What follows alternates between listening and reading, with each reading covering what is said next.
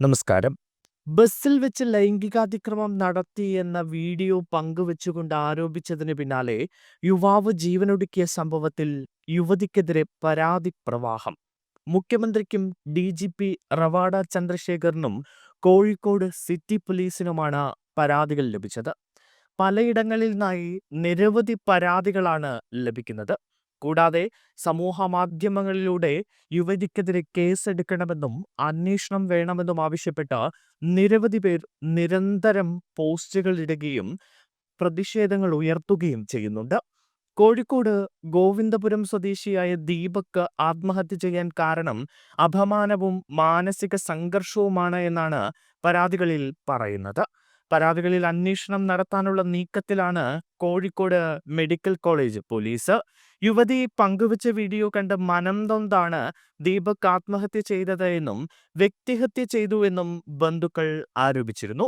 യുവാവിന്റെ മരണത്തിന് പിന്നാലെ യുവതിക്കെതിരെ സമൂഹ മാധ്യമങ്ങളിൽ രൂക്ഷ വിമർശനമാണ് ഉയരുന്നത്. സാമൂഹിക മാധ്യമങ്ങളിലെ യുവതിയുടെ ആരോപണം ദീപകിനെ മാനസികമായി തകർത്തു.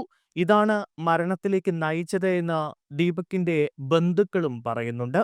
ദീപക് നിരപരാധിയാണ് എന്നും ഇക്കാര്യത്തിലുള്ള വിഷമം കഴിഞ്ഞ ദിവസം രാത്രിയിലും പങ്കുവച്ചിരുന്നുവെന്നും സുഹൃത്തുക്കളടക്കം പറയുന്നു. ഒരു പ്രശ്നത്തിനും പോകാത്തയാളാണ് ദീപക്. യുവതി വീഡിയോ എയർ ചെയ്തതോടെ പോയത് ഒരു ജീവനാണ്. അച്ഛനും അമ്മയ്ക്കും ഇനി ആരുമില്ല എന്നും ബന്ധുക്കൾ പറയുന്നു. അവരുടെ മുന്നോട്ടുള്ള ജീവിതം എങ്ങനെയാണ് എന്ന് കണ്ടറിയണമെന്നാണ് നാട്ടുകാർ പറയുന്നത്. പൊതുവെ നാട്ടുകാർക്കെല്ലാം ദീപകിനെ കുറിച്ച് നല്ല അഭിപ്രായമാണ് പറയാനുള്ളത്. സ്വകാര്യ കമ്പനിയിൽ മാർക്കറ്റിംഗ് എക്സിക്യൂട്ടീവായ ദീപക് ഔദ്യോഗിക ആവശ്യത്തിനായി പയ്യന്നൂരിൽ പോയപ്പോഴാണ് സംഭവം ഉണ്ടായത്. അതേസമയം മോശമായ രീതിയിൽ സ്പർശിച്ചു എന്ന ആരോപണത്തിൽ ഉറച്ചു നിൽക്കുകയാണ് യുവതി. ഇക്കാര്യം അന്ന് തന്നെ വടകര പോലീസിനെ അറിയിച്ചതാണ് എന്നും യുവതി പറയുന്നുണ്ട്.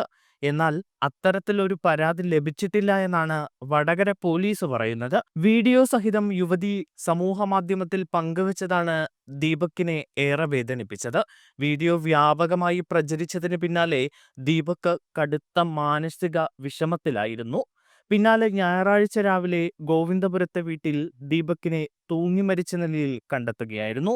എന്തായാലും സമൂഹ മാധ്യമങ്ങളിലടക്കം യുവതിക്കെതിരെ വലിയ പ്രതിഷേധമാണ് ഉയരുന്നത്. ഒരു നിരപരാധിയുടെ ജീവൻ കളഞ്ഞു എന്നതടക്കമുള്ള ആരോപണങ്ങളും വിമർശനങ്ങളും ഉയരുകയാണ്. പോലീസ് എന്തായാലും യുവതിക്കെതിരെ ലഭിച്ച പരാതികളിൽ അന്വേഷണം ആരംഭിക്കാൻ തീരുമാനിച്ചിട്ടുണ്ട് എന്നാണ് ലഭിക്കുന്ന സൂചന.